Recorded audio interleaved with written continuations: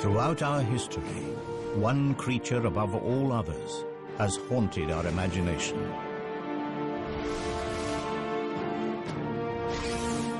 On land and in the air, the dragon has left its mark in the folklore of our ancestors. But what if these fantastic stories were more than myth? What if the legends were true?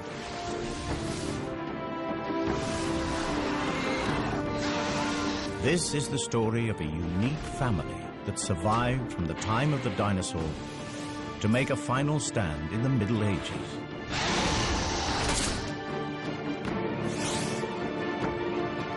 A scientific exploration of a remarkable species.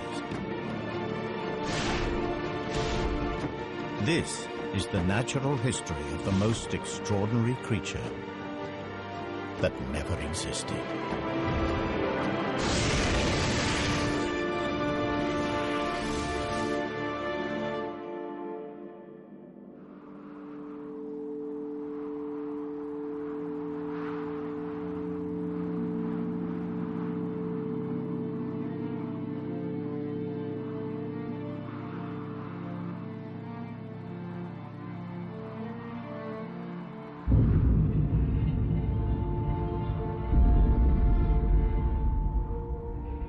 The Cretaceous period, a time when the world was ruled by the most fearsome predator that ever walked the earth. Tyrannosaurus Rex.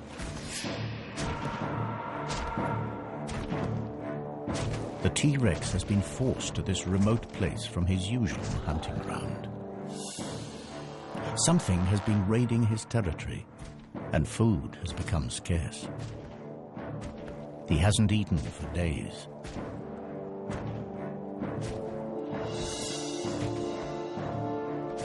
At last, a potential kill. But the T-Rex is cautious. He has never seen a creature like this before.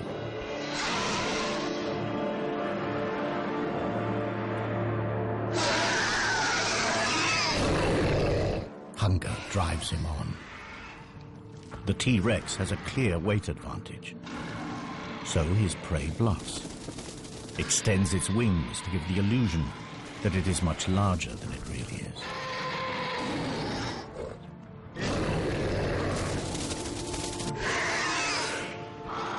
But the T-Rex isn't buying it. So the creature tries a different tack.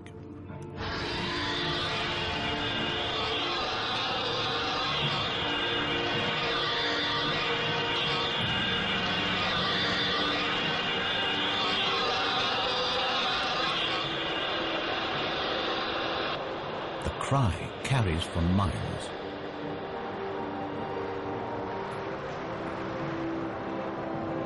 To this predator's sensitive ears, the sound is incredibly painful.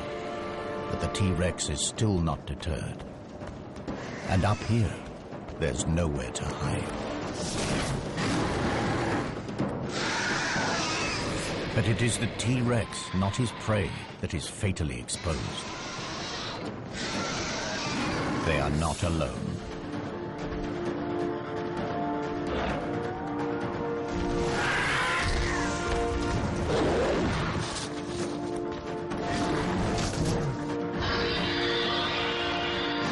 This is an adult female, a fully grown prehistoric dragon. This is her territory and she's protecting her son.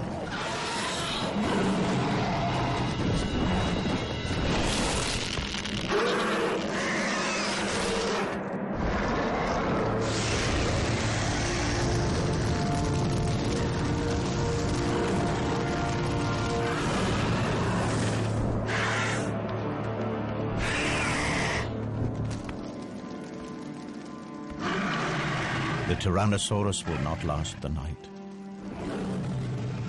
But the mother is also seriously injured.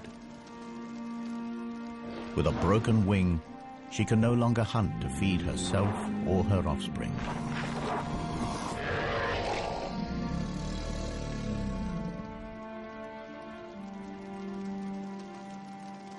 But 65 million years from now, the T-Rex's skull will inspire a theory in the mind of a brilliant young paleontologist.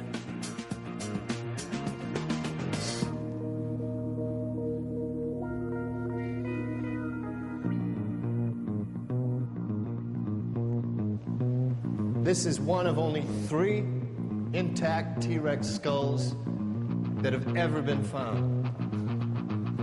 It all started 5 years ago when I discovered this complete T-Rex in Montana. It was big news. Dr. Jack Tanner, paleontologist, an overnight celebrity. But then I blew it. I proposed the existence of an impossible creature. You see, my T-Rex skull was damaged in a very specific way. To me, the injuries were evidence of an attack by a predator unlike anything known to science. The evidence was undeniable. So I tried to get others to see things my way. The nature of these marks suggests that this skull was punctured by 3 sharp objects in an arc. It's a talon formation. But I don't believe that these puncture wounds actually killed the Rex. The real death blow is here. See? Symmetrical deposits of carbon down both sides of the skull. These are scorch marks. Precise. Aimed.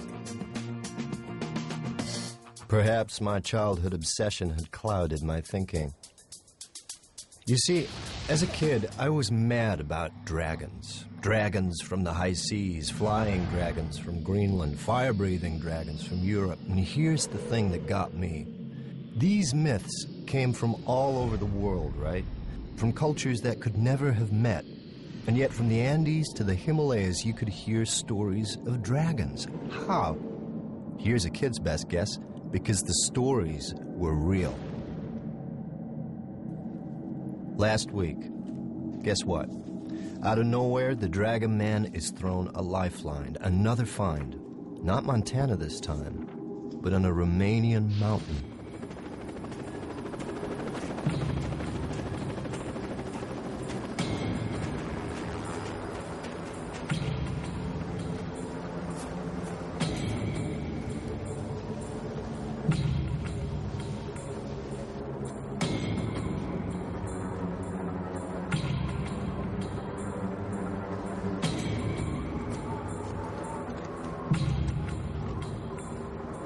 Extreme skiers had fallen into a network of ice caves. They found something horrific.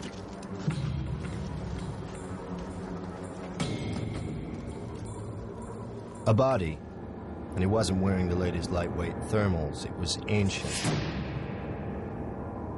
There's nothing the police could do with a 15th century corpse. This was a case for historians, not detectives. But police being police, they couldn't resist a nose around.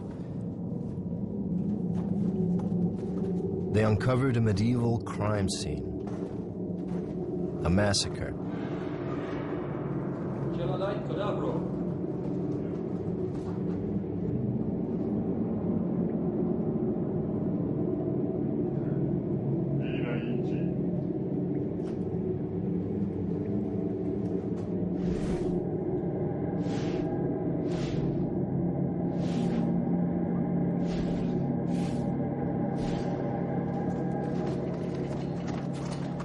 They moved deeper into the cave and soon wished they hadn't.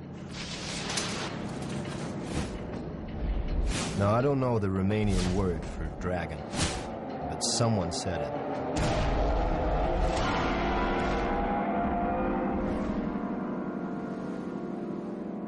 So the Romanians contact the museum in London. Is this thing a hoax or what? Now, the museum, they're ready to pass. They have an international reputation to maintain. I get to hear about it and figure I'm the perfect solution. The man with no reputation to lose.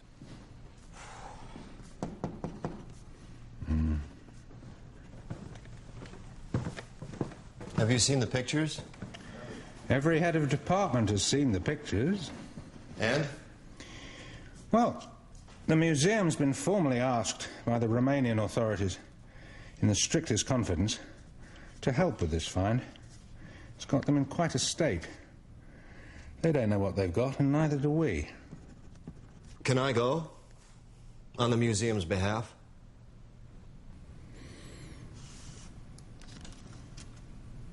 I can call a meeting.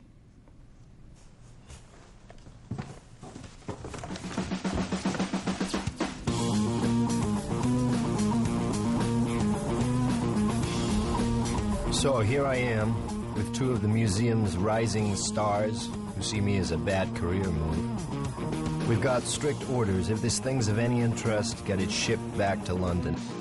If it's a hoax, make our excuses and leave. If news gets out, I'm the fall guy. Either way, I lose. Unless, by one chance in a million, it's not a hoax. Maybe then I get my reputation back.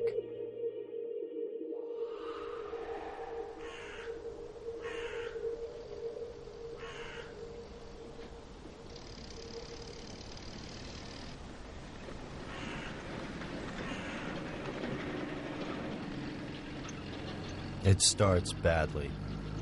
They've moved everything off of the mountain. Who knows what evidence might have been disturbed?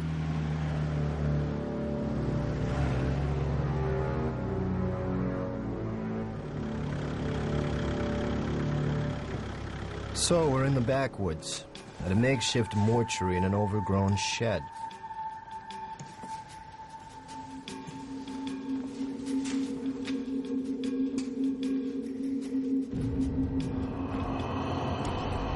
The official word is the bodies have been blackened by ice, but I wonder.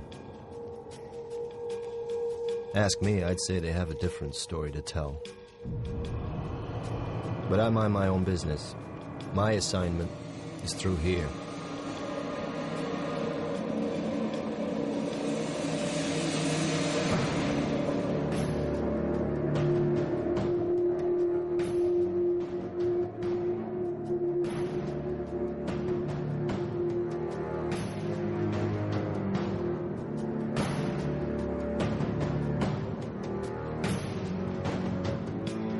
Nobody said anything about a whole carcass.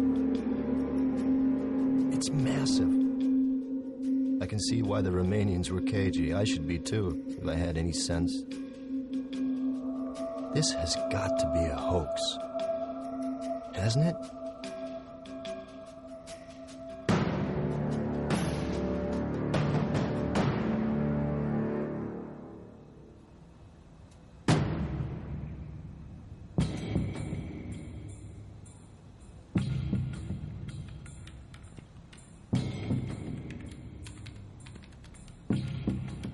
Okay, so let's get this over with. 12:05 p.m., June 25th. Dr. Tanner and team have forced to begin an immediate examination of an unidentified animal. The skin looks real enough. Too well preserved. If this is a hoax, it's the best I've ever seen. Okay, sweetheart. What are you?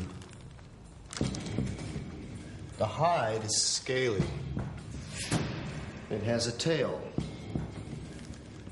Now, both suggest that this is some sort of reptile, and yet there are two limbs visible ending with what appear to be talons.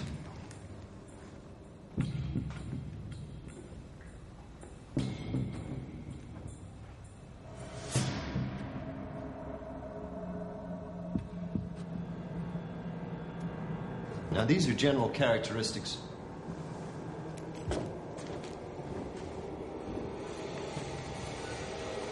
Characteristics of powered flight.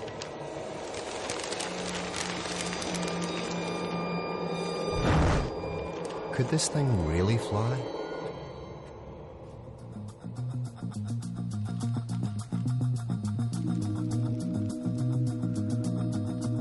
It's too heavy for these small wings. They couldn't create nearly enough lift to get its carcass off the ground. You see, to fly, you have to obey the laws of physics. There is a relationship between weight, power, and wingspan. Wing measurements give us a wingspan under 20 feet. It's not enough. This creature looks built to fly. It's got all the parts, but at the moment they just don't add up. Estimated weight? I'm guessing 900 pounds, maybe 950. He's not going to like this. Don't tell me. The wing-to-weight ratio is way out. Couldn't fly, right? It's too heavy. A creature with wings that can't fly. That spells trouble. 2 weeks have passed since his mother saved him from the T-Rex, and the young dragon is in trouble. His mother is dead. The injury to her wing proved fatal. He cannot fly, and with no one to hunt for him, he too will die. The smell from his mother's carcass is attracting scavengers. For the moment, they're just pterosaurs. But who knows what other creatures may pick up the scent. This dragon lost his mother at a critical moment. Somehow, he has to teach himself to fly before it's too late. And if he does get airborne, it will be thanks to one of nature's most astonishing feats of engineering. This just gets stranger by the minute. Internal scans show a massive heart. That's typical of flying creatures. Those chest muscles would need large quantities of oxygen-rich blood. Your bones are perfectly designed for flight, too. The internal structure is very specialized. It's honeycombed. You see this lightweight structure in bird skeletons. Their bones are strong, but still light enough for flight.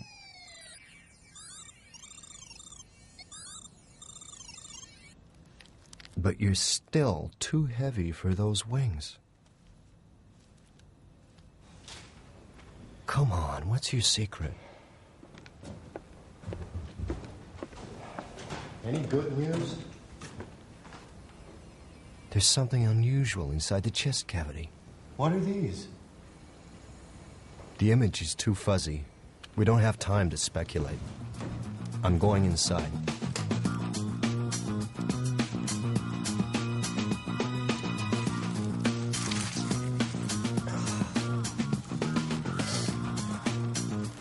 The plot thickens. A second pair of lungs? But there's no internal structure. Bladders, maybe? They must have held something. You pass me a syringe, please?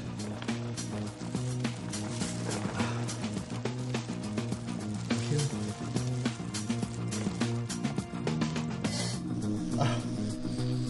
It's gas. Analysis, please.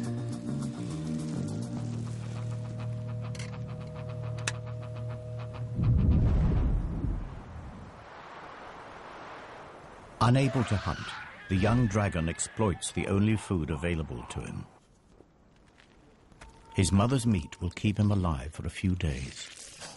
But if he can't fly, he can't hunt. His future looks bleak. Yet, even in death, his mother may still help him.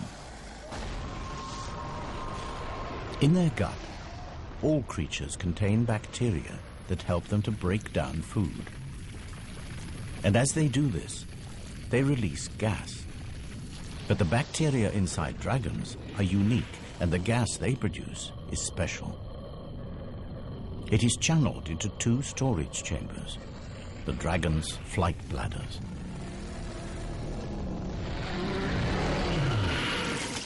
Alongside the super light skeleton, these bladders provide the key to flight, provided you know how to use them.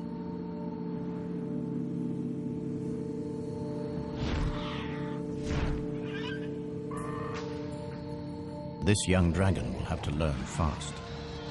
The scent of his decomposing mother has attracted the most dangerous creature imaginable. An aging male dragon. Its broken horns and dull markings betray a dragon at the end of his days, and this is bad news for our juvenile. Continuous battles over territory mean that most males never reach old age. But this dragon is still around. He's a survivor, and he's hungry.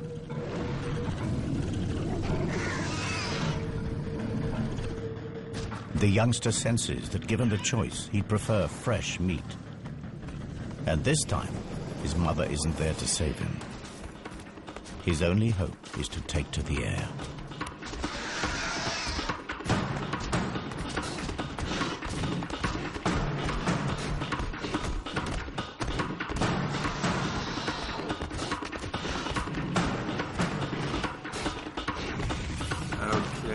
Gas composition, predominantly hydrogen.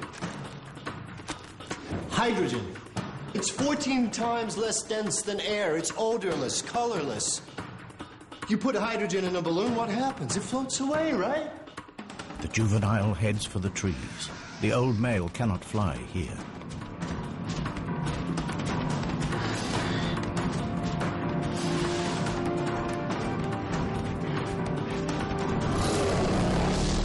Inside, the young dragon's body is working overtime. Heart beating, muscles pumping, and hydrogen is collecting at a phenomenal rate.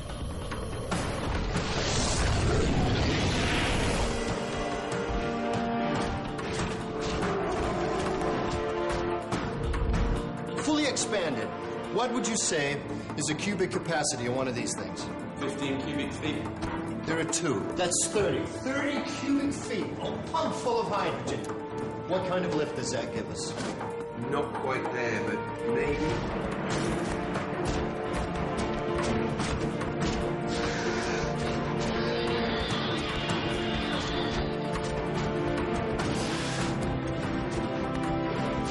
The youngster's flight bladders are now full, but crucially, so is his stomach.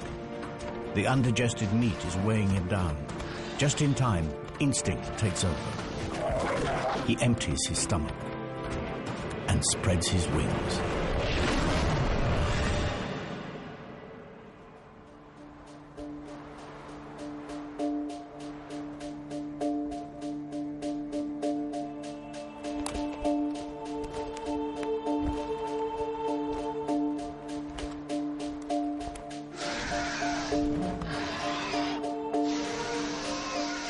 Exhausted, the old male abandons the chase. Our young dragon has found his wings, just in time, and for the very first time in his life.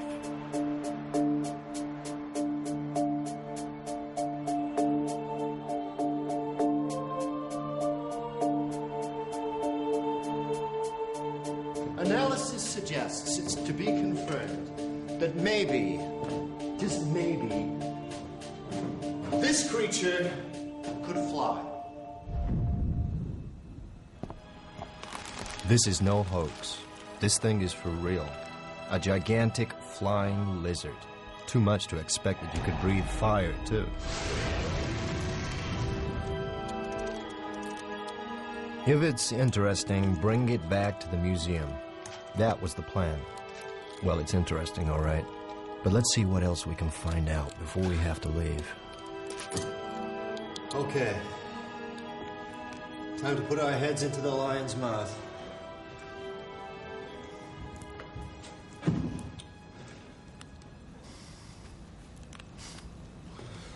Was clearly a carnivore, a formidable predator.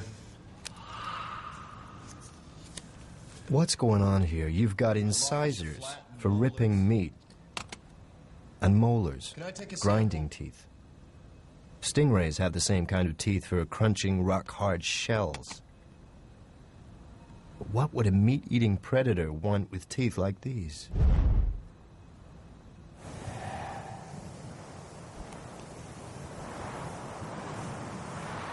Several years have passed. And our juvenile is now a young adult. But he is homeless. Without territory, he will never have a regular supply of food, and he will never mate. But his time has come. In the past, he has strayed accidentally inside the territory of dominant males. Today, there is no mistake. It is a daring act. Half of all young males are killed in territorial battles. The dull coat of adolescence has transformed into a vibrant display designed to intimidate rival males.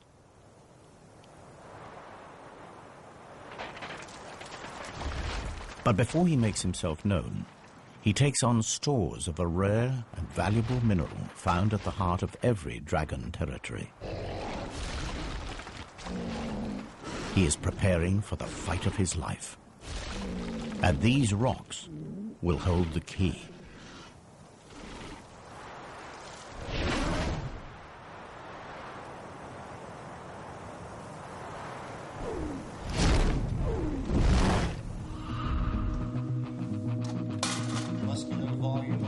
The inner surface of the mouth is incredible. It's almost armor-plated. Now this is something I've definitely seen before. A fleshy valve at the back of the throat. This flap is very similar to the false palates found in crocodile throats. Crocs use it to stop their lungs from flooding while holding prey underwater. It's a very distinctive shape, and come to think of it, I think I've seen fossils of this somewhere. This is a highly specialized structure. Can you scout the excavations and dig sites and museums, see if anything like this bone has popped up anywhere else? Or maybe it's an adaptation. Maybe it wasn't used to prevent water flooding the lungs. Maybe it's to prevent a backdraft of fire from burning the throat. Boy, when you say it out loud, does it sound lame. It doesn't look like fire ever came out of this creature's mouth. There's no carbonized food residue, no signs of charring whatsoever. It's as if all the tools are here, they just haven't been used. Perhaps it didn't breathe fire at all. Well, maybe you're right.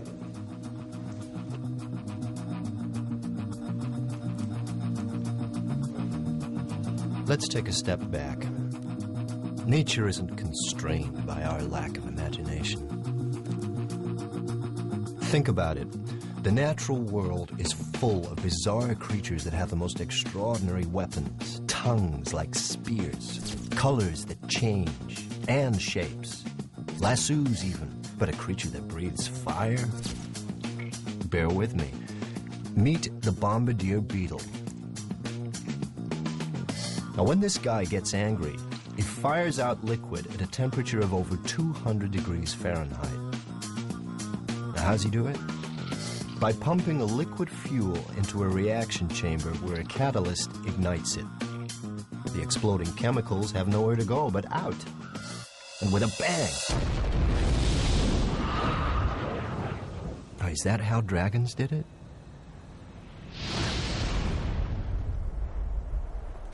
In the heart of his territory, the resident dragon, the alpha male, blasts a warning into the air.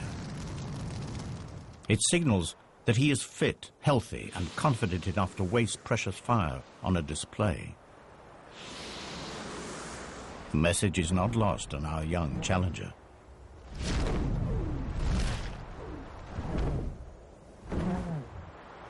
If he has any chance at all of winning this duel, he must be at his very best, because the stakes are high. With territory comes not only a guaranteed supply of food, but the one thing every young male needs if he is to leave his mark on the next generation: females. And this female is the reason he is here. She's in season, and for just 1 month will breed with the alpha male. He's killed for her before, and he'll do it again.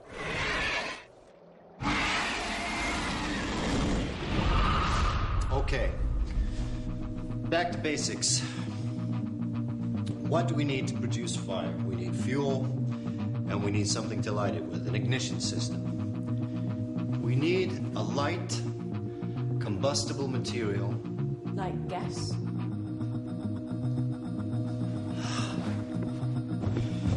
Now, what did you say was in these things? Hydrogen and methane? How could I have been so stupid? I need a light.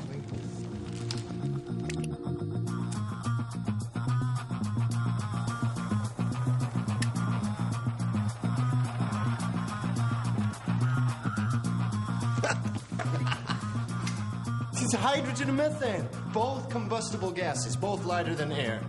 These sacks double up as buoyancy aids and fuel stores. Evolution at its most economical. So far, so good. But how did you ignite it? Can I take a sample, please?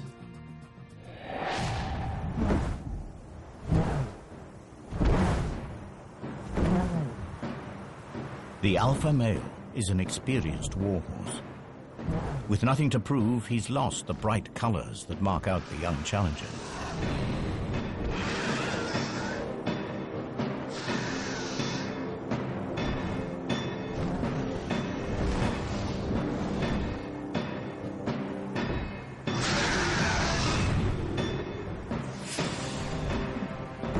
Experience tells immediately. The alpha male catches our youngster with his first strike. Instinctively, the young dragon heads for cover. The cold, damp clouds will also dull the pain. But the alpha male is not without his problems. These dogfights are calculated affairs. The hydrogen in his fuel tanks also has to keep him airborne. Every blast of flame reduces his mobility.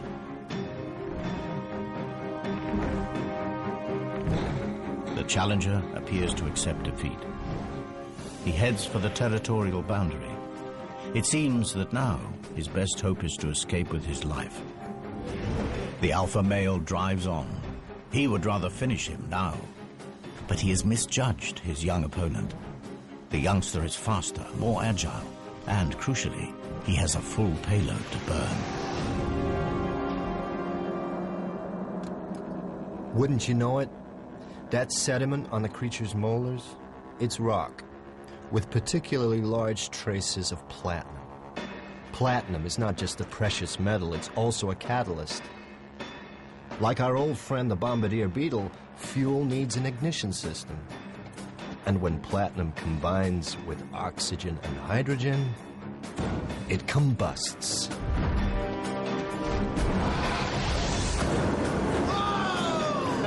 It produces fire.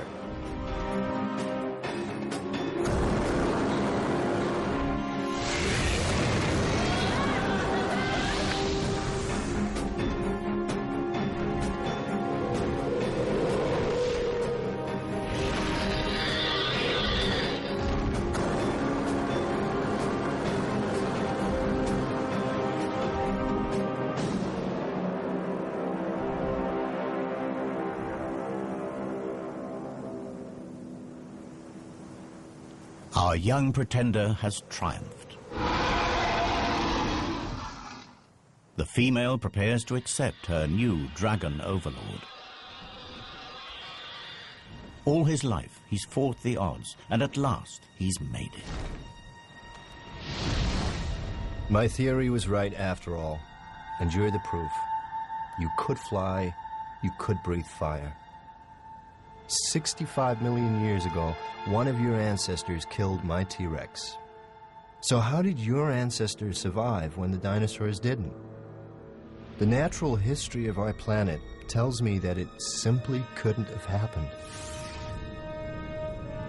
65 million years ago, at the peak of our dragon's success, a curtain comes crashing down on the Cretaceous period.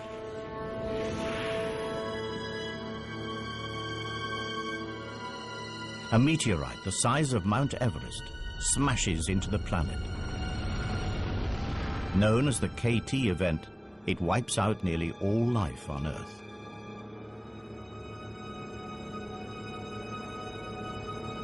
But somehow your species did survive. How?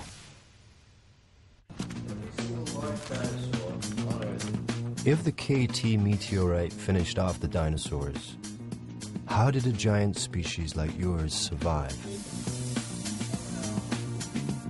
Let's think straight. What other large creatures survived KT? Sharks, skates, rays, turtles, coelacanths, amongst others. And all have in common? Their marine life. And crocodiles, too. Crocodiles. The false palate is found in crocodiles.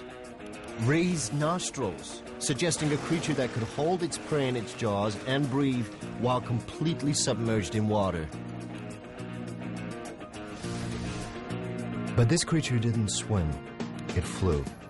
It has wings and talons, not webbed feet, suggesting the palate must be an evolutionary relic. Somewhere in the dim and distant past, this creature's ancestors lived in water. You swam from extinction.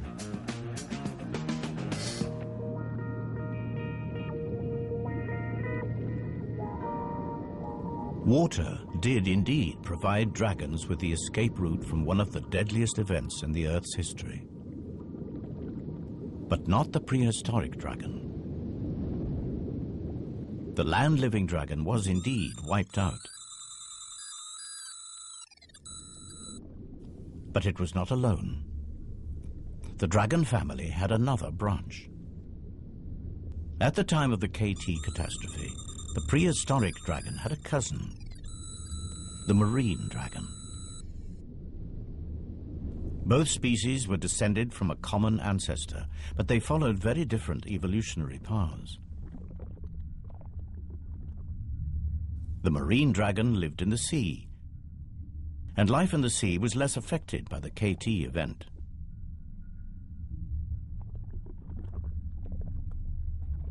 As they evolved, their flight bladders became swim bladders. Their large wings reduced to become fins, and their powerful tails became rudders. Marine dragons thrived.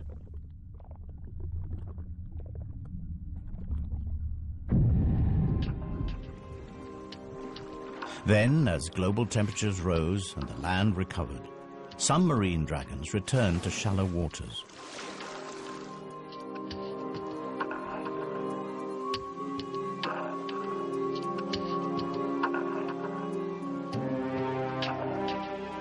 Through estuaries and rivers, they eventually made their first tentative steps back onto land.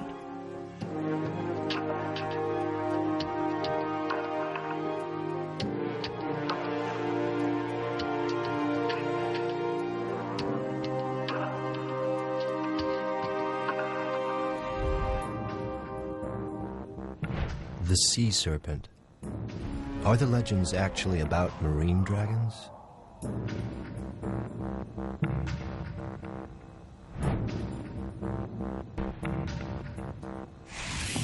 That false pallet, guess what? Looks like it's turned up at a dig site. This could be our missing link. Well, what kind of environment are we talking about? Forest. What kind of forest? Bamboo. I knew I'd seen the pallet before. It was in that excavation in China. I thought it had been from an extinct branch of crocodilian. Turns out to be much more exciting. So the water dragon came back on land and evolved into new species, at least one of them in Asia. Forest dwelling. What would you be like? Well, in Chinese mythology, dragons are low-slung, elongated, slender. The kind of body one would expect from an animal that's recently adapted from water.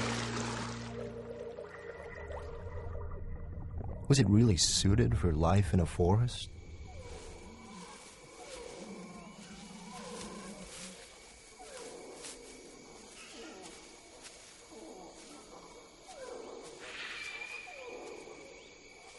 The dragons that return to land discover that the prehistoric world has changed.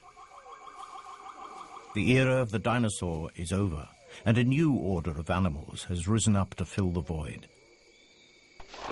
Mammals. And mammals provide plentiful food for dragons. The trick is to catch them.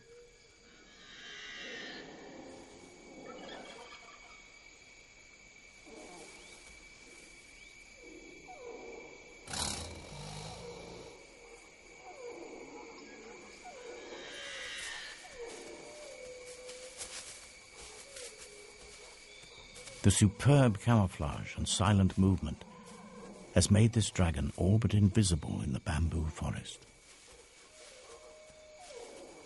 The wings on this dragon are too small for flight, but the flight bladders provide gentle lift and allow her to glide silently across the forest floor.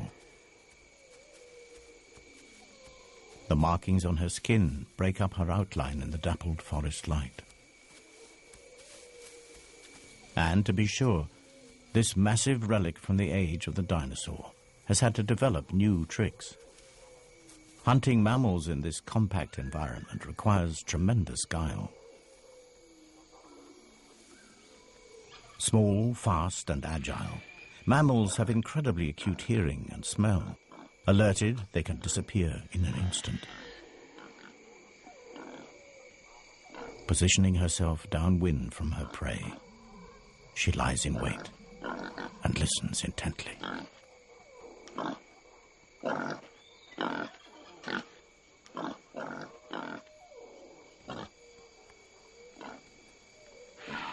But she's not ready to strike just yet. Not before unveiling a highly specialized weapon that gives her an edge against this wary prey.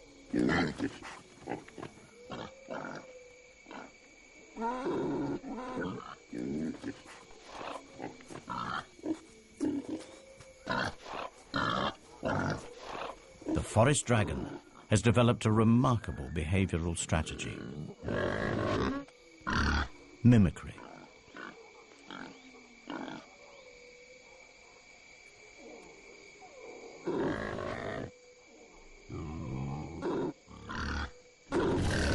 By carefully controlling the flow of gases from her flight bladder, she manipulates her voice and entices her prey.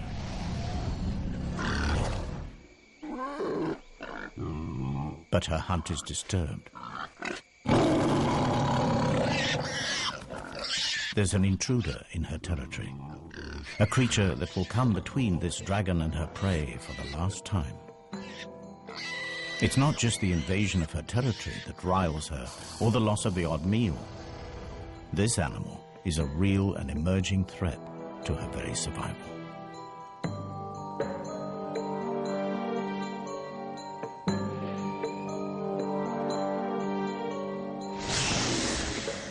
A glide is the best her stunted wings allow. But she has the scent now and is determined to finish things.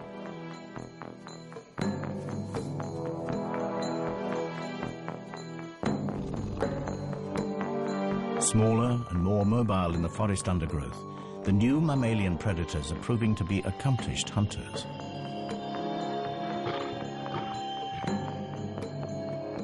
Left alone, these predators will outcompete her for food, and she would starve. She isn't going to let it happen.